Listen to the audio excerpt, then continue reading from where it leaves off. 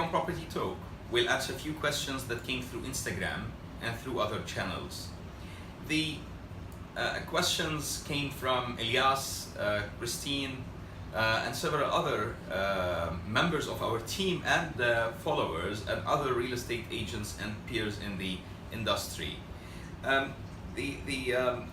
The answer will be a general talk, so let's start discussing it, and while we're running through them, we'll go through every point at a time, rather than answering each in a separate section. Let's hope that it's engaging enough and interesting enough for all of you listening to this long talk. The first question is how to become a great real estate agent, which Elias have asked. And being a great real estate agent is about doing two things well. Understanding the science of real estate and selling, being a great salesman. Let's start with the science of real estate. Remember that real estate is a 36 million years old business. If you want to study medicine, which is a 9,000 years old business, you study for around 9 years, you become a doctor, you go into stage, and then you become a practitioner, you become a consultant, and then you grow that way. You want to become a real estate agent, which is a 36 million years old science. You can't do it overnight. You need to understand the science of real estate. And it's very important, and this is something that we don't do, or many people don't do, studying every day, every night. Many people run by the basics. The most they know is an area, a property price in an area, comparison to similar areas, other few areas around, and comparatives. This is not real estate. This is you being a salesman, knowing some details of your product, and that's it. Real estate is beyond that, guys. I'll encourage anyone who loves to learn more to start by a study that has been done by Real Estate Institute of Singapore, or Real Estate University in Singapore. And it's called, I believe, $XE, if I'm not mistaken. I read it a few years ago, and it's a great because, and I'm sure there's many other resources that would show you or give you such details as well. The importance of it is it runs you through all categories of real estate, so it makes you understand the lifespan. How does the graph of a real estate investment go? If you're talking about industrial real estate, if you're talking about warehousing, if you're talking about commercial real estate, what category of commercial? Is the grade A commercial? How does that react? The kind of city, the cycle in the city, and why do cycles move faster, slower? Other sides that are important to understand is what and how do real estate, or is real estate valued whenever you talk about a property? Because many people do value it by the current prospects, but it's not. Let's talk about current and future prospects. There is return and there's future prospects that differ between an area and another. I'll give you a very simple example.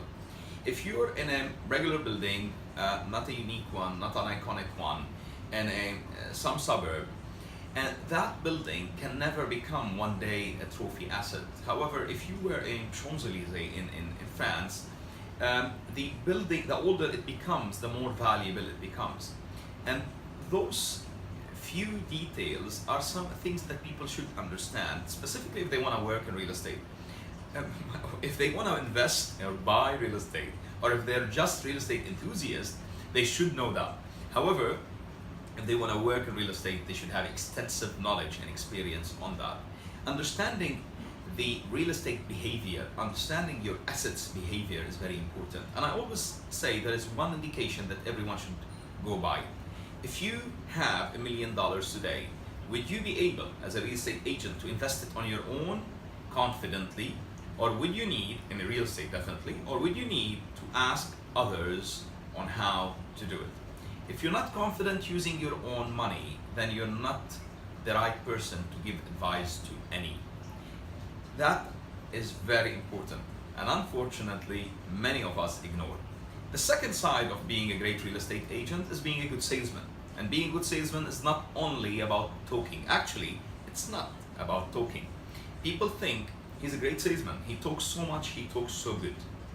Unfortunately, or fortunately, this is not sales. Yes, you should be able to talk. However, selling is not about talking. Selling is about listening. Selling is about understanding a person's needs, catering to it. The only kind of sales worth doing is the selling that ends you up in a relationship which runs for life. And then that's cumulative success that you can build a day after another. Because every single person who bought from you will become your ambassador, will go talk you and talk about you all day long and about the great things you've done. It doesn't matter if he made money or lost money. It doesn't matter. But as long as he bought the right thing for the right reason, this is how he will appreciate you. So keep that in mind whenever you're talking sales. The second part of selling, yes, it's listing. However, it's also doing something else very well. It's understanding the person's needs beyond his ability to categorize his needs. Many people are seduced to buy bigger homes. Is it the right thing to sell him a bigger home? I'm not sure it is. I'm not sure it is unless you want to end up with a broke buyer. Somebody who bought from you. He believed in you, he believed in your advice, and he bought a property and he can't pay for it. When you have such a situation, trust me, it's annoying. It's so annoying, it's devastating for you if you really care. And the only kind of salesman who can really persevere, grow, and develop is a salesman who does really care. So, being a great salesman and being a great real estate scientist make a great real estate agent. I hope I answered your question, Elias. I'm sure Elias is a member of our group, a member of our team. Elias is the perfect example, as I always say, of the great investment that anyone can do in a human being, because Elias started with us in Arms & McGregor as a real estate broker, as a junior broker actually, developed very fast, learned very fast, studied very fast, earned trust and earned credibility, and grew. Today, Elias is my partner in Morgan's, and he's the managing director of Morgan's as well, and is one of the best real estate brokers that you can ever meet. Hope I answered that question well. The other questions that came through are questions simply about how do I invest in real estate, or how do I do my first investment in real estate? And real estate is a big purchase regularly. So guys, we understand, yes, not everyone has the money it takes to invest in real estate. It takes you some time to develop that, even if it's a down payment, even if you're taking a mortgage, it takes some time to develop that capital, that initial capital. However, if you start early, work hard enough, you will be able to develop it before you're 25. And if you do so, your life is different. The life you live will be different. Again, don't go by greed. Our industry is an industry that does have too much opportunities. Real estate as an asset, or property as assets, is a great producer in general. However, the wrong choice, the wrong property choice, or choosing the wrong property for the wrong reason may end up being either not satisfactory or even devastating. So I always say you can go cheap on many things in life, but there are few things that you can't go cheap on.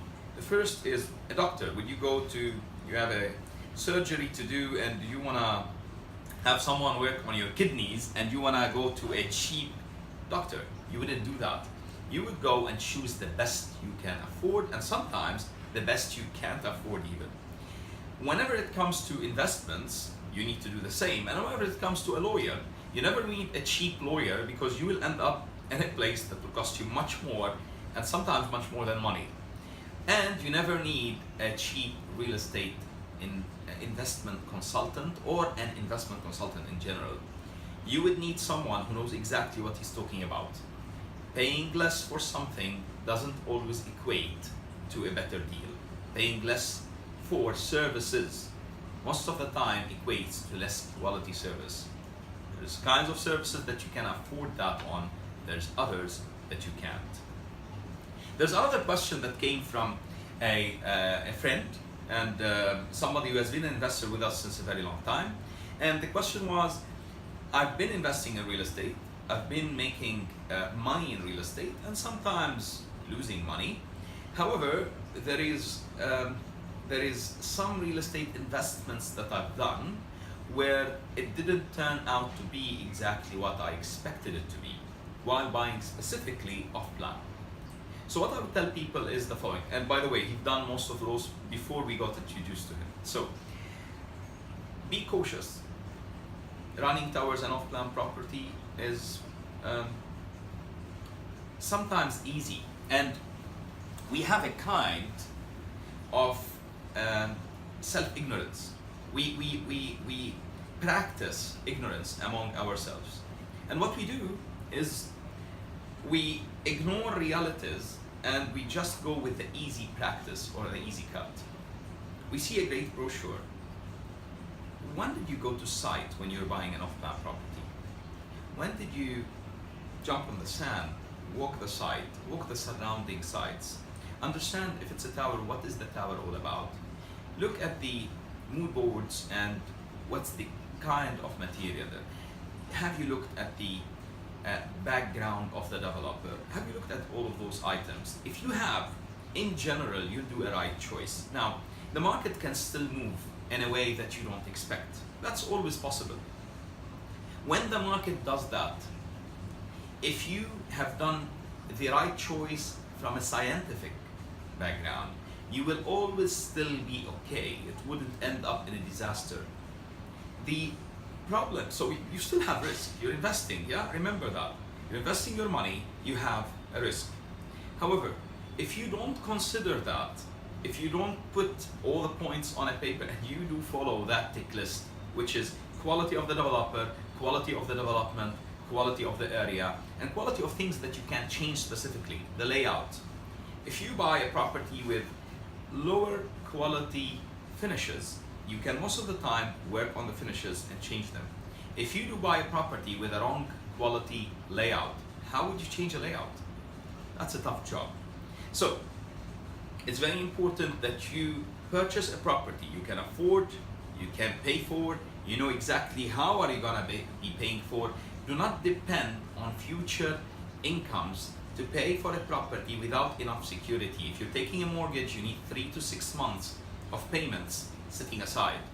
If you're paying the property through a direct payment plan with a developer, you will need 3 to 6 months of payments on the side as security, as a reserve fund. If things change in your life to the worse, which can happen, you will be able to secure yourself until you figure your stuff out. If things in your work, in your family, or things around your business, if you're a business owner, change, you will be able to manage that in a better way. Now, it's very important that you also consider, what are you buying the property for? If you're buying a property for rental, what kind of property would you buy?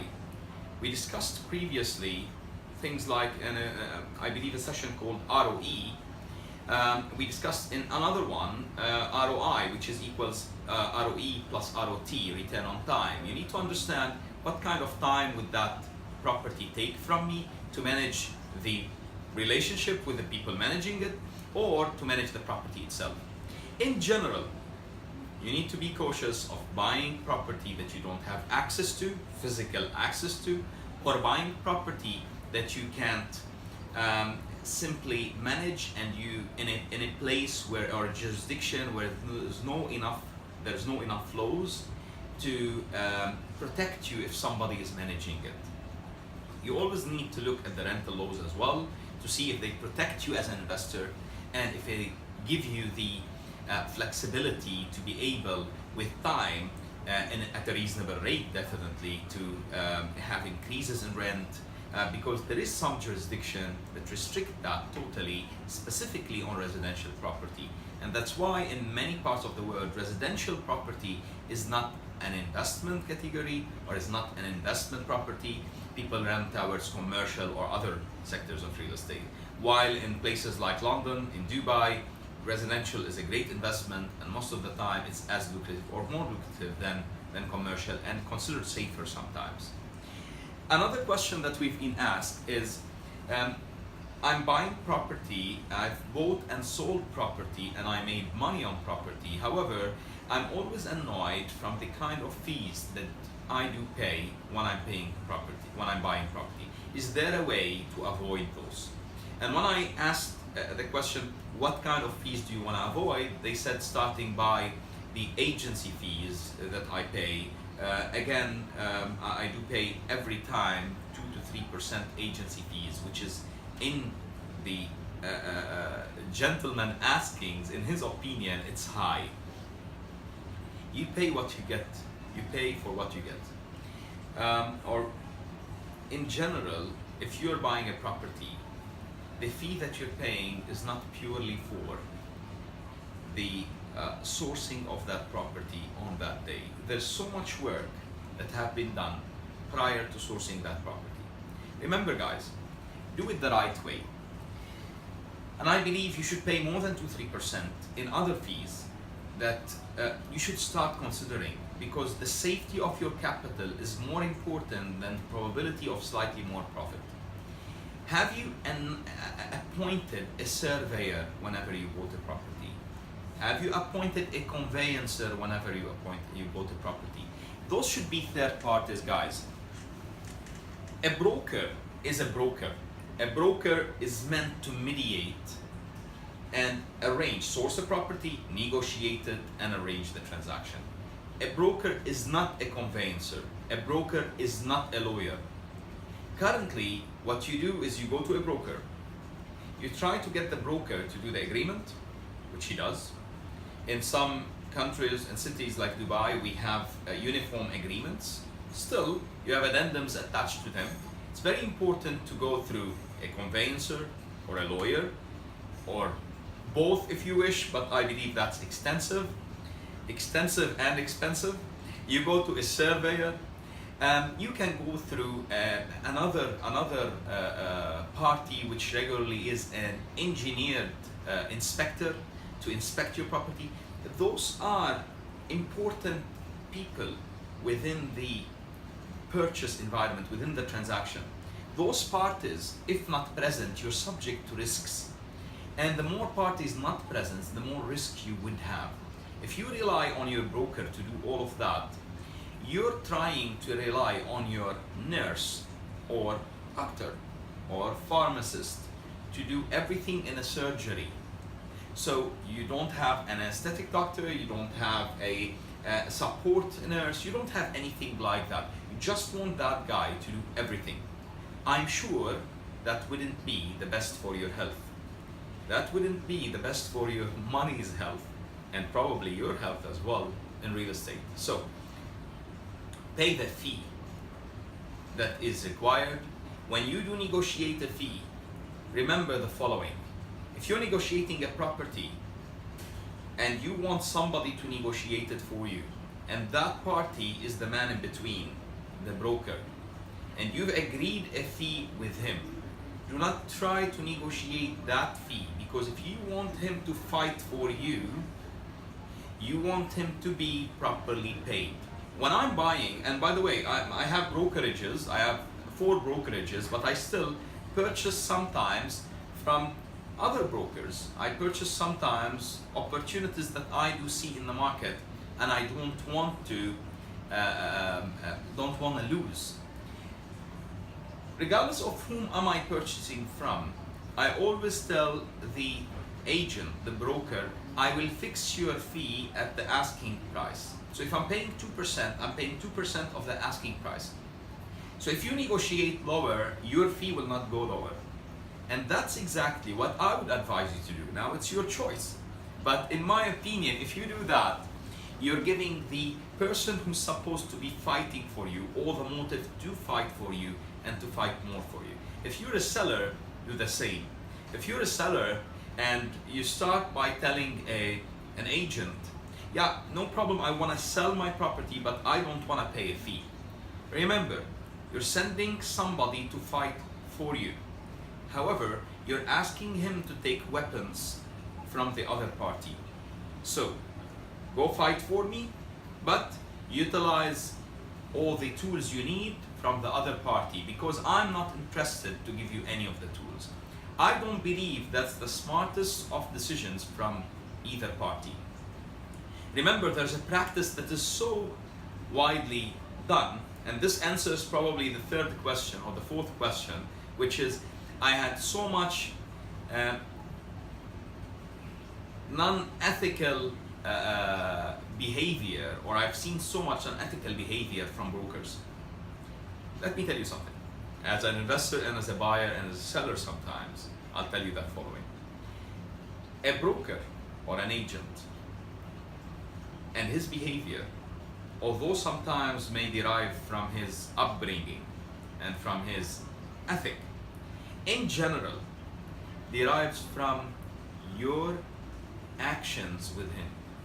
So, if you, as a buyer or a seller, or both parties, approach a broker and have the belief or the want or the hope that you can throw him away from getting his commission or his pay, remember that guys, or if you have practices that may indicate that to him, remember that guy, although against the code of ethic, but we are human beings who are logical and have common sense and do understand that that man needs to eat at the end of the day. If I don't allow him to eat in an ethical, straightforward, simple, transparent manner, he will try to do so in a non-ethical, non-transparent, non-simple manner. Or if his ethic standards are so high, will not deal with you and will stop the relationship over there. So when you're approaching a broker, make sure, and I advise everyone, regardless if it's with our agencies or anyone else, go exclusive, sir. Go exclusive, be transparent, even if you don't want to go exclusive. Be transparent, do not try to have practices similar to undercutting people's commissions, undercutting people's fees, undercutting people's pays. Whenever you do that, do not blame the broker for the actions he may have. Again, it's not acceptable that brokers or any other professional has malpractices. However, it's logical that many will have when we act or when we deal with them in a non-honest, non-transparent, non-proper manner. Now, when an agent is approached and you're a buyer or a seller, the first thing you need to agree with the agent is his fee. There's practice that is non-ethical and against the law, which is people charging both sides, because there's a clear conflict of interest. Now, the law specifies that if you want to charge both sides, you need to have written agreements from both sides that say the following: both sides are aware that you are charging both sides, and one side is aware that you're charging the other side and him, but you don't represent him, you represent the other party's interest, while the other party signs up that he understands that you represent his interest, although you're charging the other side, and you're charging him as well. Although that's how things should be practiced, it's not how it is practiced.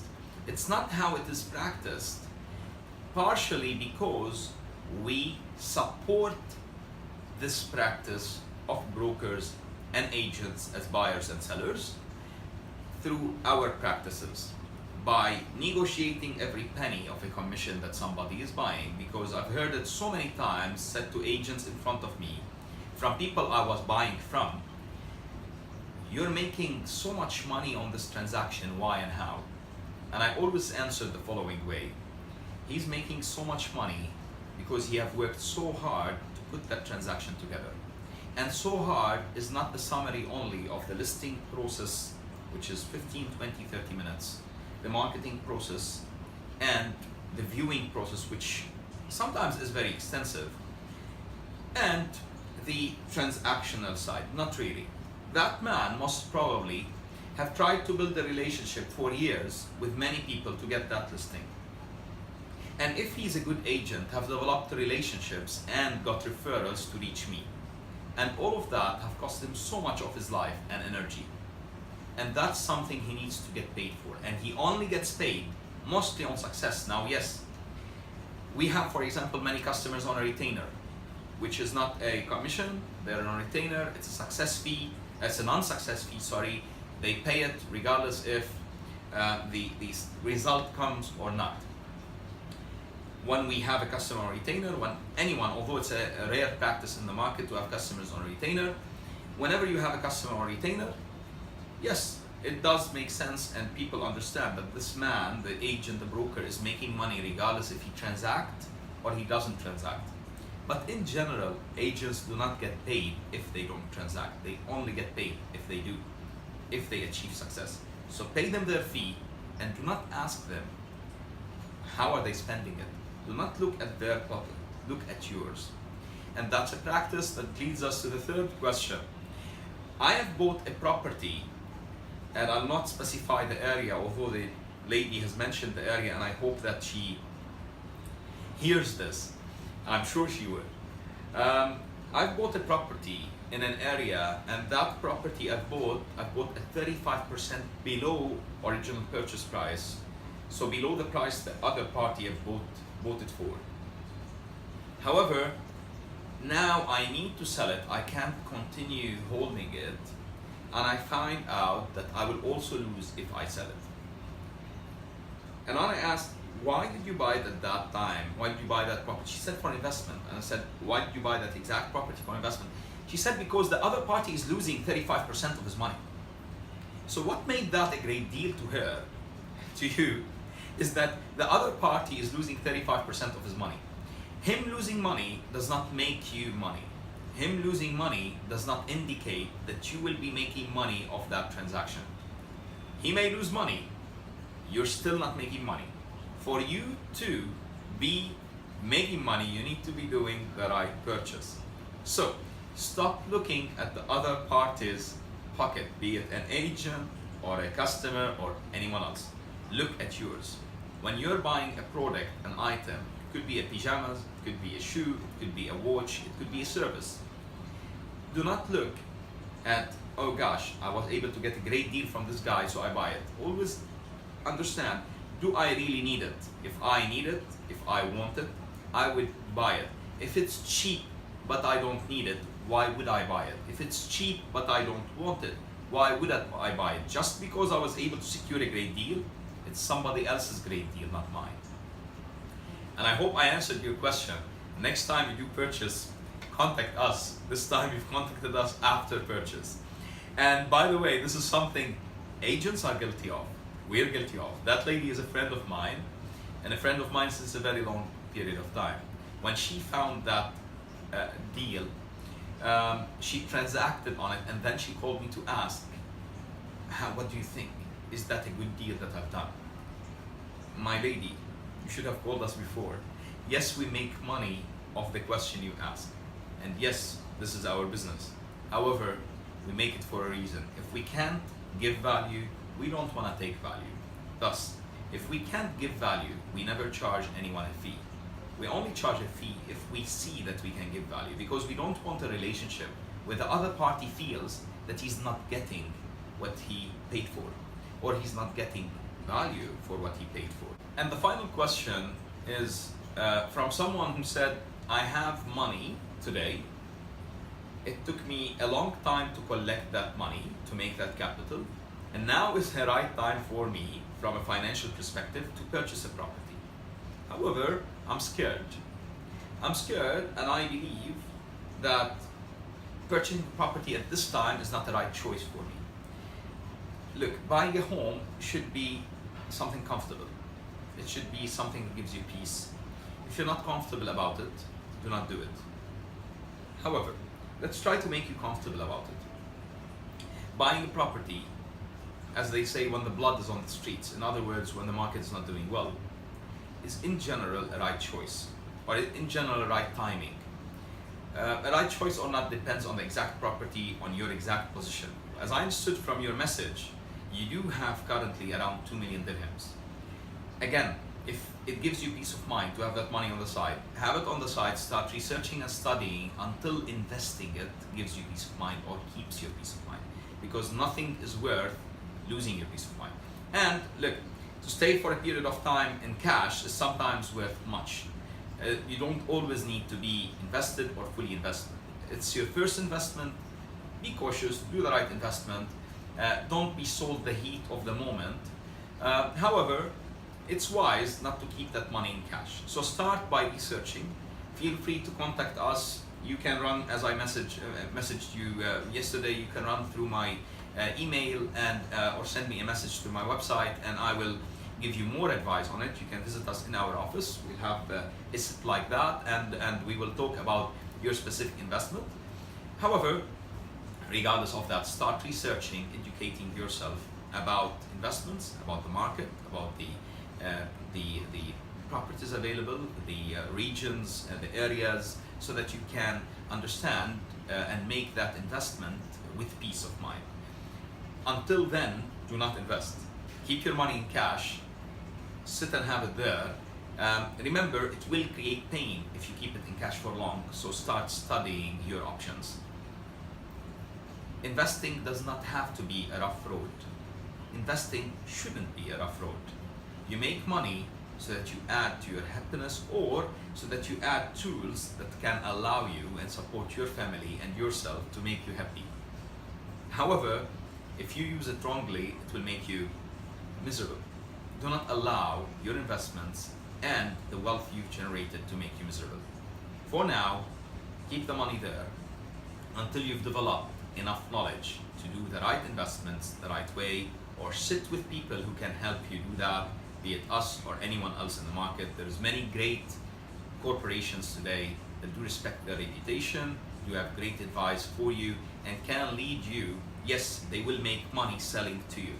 This is our business and everyone else's business who is in similar business to us.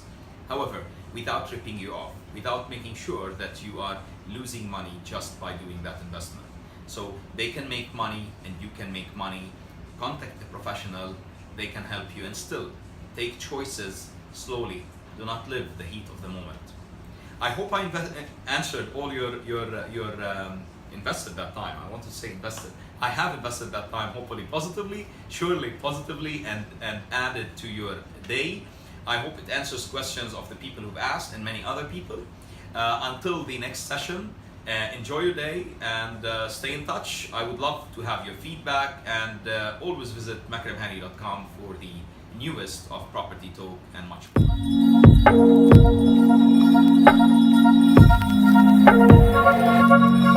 more.